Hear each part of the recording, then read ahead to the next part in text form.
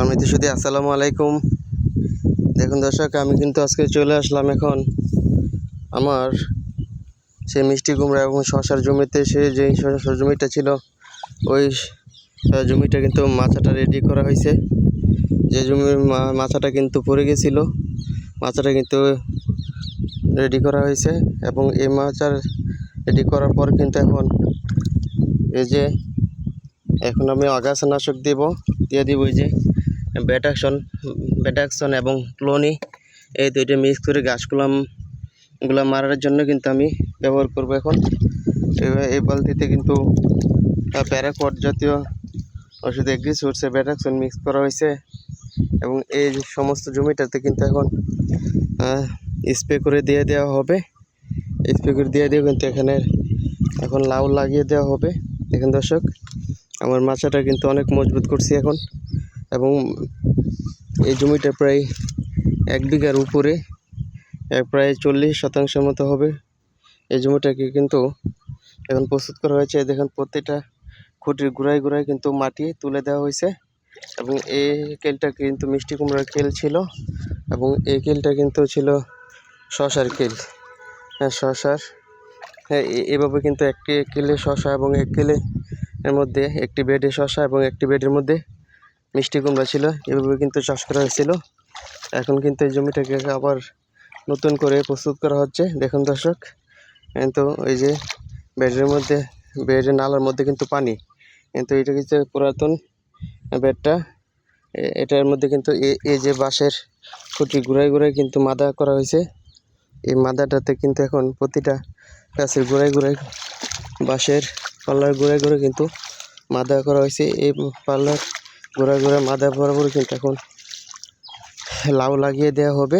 এই লাউ চাষ করার জন্য এই জমিটাকে আবার করা হচ্ছে এবং এই আগাছাগুলো কিন্তু এখন মেরে ফেলা হবে। আগাছাগুলো মেরে এখন লাউ লাগিয়ে দেওয়া হবে।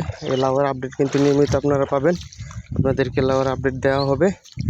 দর্শক, আপনারা যারা সবজি চাষ করেন তারা কিন্তু চাইলে এই যে বর্ষাকালে এই জমিতে বৃষ্টির পানি যাতে না বাঁধে তার জন্য কিন্তু এই যে মাদা এগুলো কিন্তু একটু উঁচা করে নিতে পারবেন।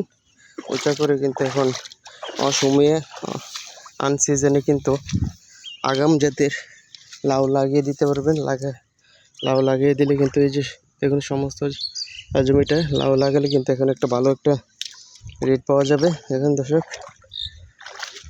সমস্ত জমিটাকে দিয়ে কিন্তু আপনার এভাবে মাদা দেওয়া হয়েছে প্রতিটা বাঁশের পাল্লার গোড়ায় গোড়ায়।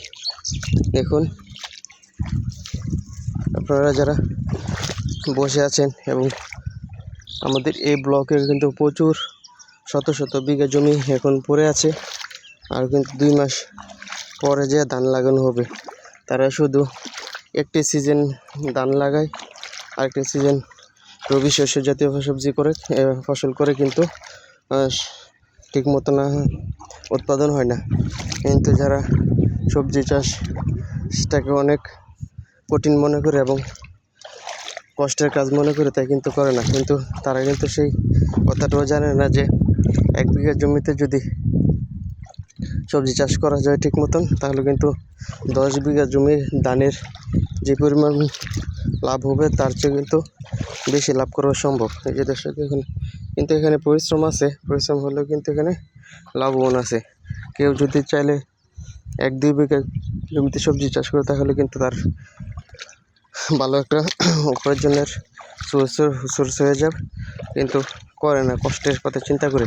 দেখুন দর্শক, আমি কিন্তু এত কিছু করার পরও কিন্তু আমার সবজি চাষটাকে সুন্দরভাবে ধরে রেখেছি। আমি সবজি চাষ করার জন্য পাশাপাশি আমার সাথে একজন লোক রেখেছে, যে হক ভাইয়ের কথা বলছিলাম বারবারই, যে হক ভাই আমার সহযোগী। ওনারা কিন্তু এই বেডগুলো মাদাগুলো তৈরি করছে। এখন কিন্তু আমি এই আগাছাগুলো মেরে ফেলবো, আগাছাগুলো মেরে এবং লাউগুলো লাগিয়ে দেব। আপনারা কিন্তু চাইলে যে কেউ একটু পরিশ্রম করলে কিন্তু ভালো একটা টাকার লাউ বা অন্য কোনো সবজি বিক্রি করতে পারবেন। তারা কিন্তু বিদেশি কিংবা চাকরির আশায় না থেকে তারা কিন্তু একটা উপার্জনের সোর্স তৈরি করে নিতে পারে, কিন্তু দেখা যাচ্ছে কি তারা অলসতার কারণে, অলস প্রকৃতি হওয়ার কারণে কিন্তু এই সুযোগ থেকে বঞ্চিত হচ্ছে। আপনারা কিন্তু চাইলে এভাবে সবজি চাষটাকে এগিয়ে নিতে পারবেন এবং ভালো টাকার সবজি বিক্রি করতে পারবেন এবং একটা উপার্জনের সোর্সের দিকে করতে পারবেন। এখন আমি দোকান চালানোর পরও কিন্তু সবজি চাষ করতেছি এবং ফেসবুক, ইউটিউবেও কিন্তু সময় দিচ্ছি। আমি যদি এত কিছুতে সময় দিতে পারি, তাহলে আপনারা কেন কিছু করতে পারেন না? শুধু বসে বসে থাকেন, দেখা যাচ্ছে এদিক সেদিকে আড্ডা দিয়ে এবং ঘোরাঘুরি করে সময় নষ্ট করে তারা বসে আছে যে কখন চাকরি হবে, কখন বিদেশ যাব, সেই আশা বসে থাকলে কি সবাই যদি চাকরি এবং বিদেশের আশা বসে থাকে, তাহলে কীভাবে দেশের উৎপাদন খাত বৃদ্ধি পাবে? আর উৎপাদন খাত যদি বৃদ্ধি না পায়, তাহলে মানুষের খাদ্যের চাহিদা কীভাবে পূরণ করা হবে? সেই কথা কিন্তু সবাই চিন্তা করে না।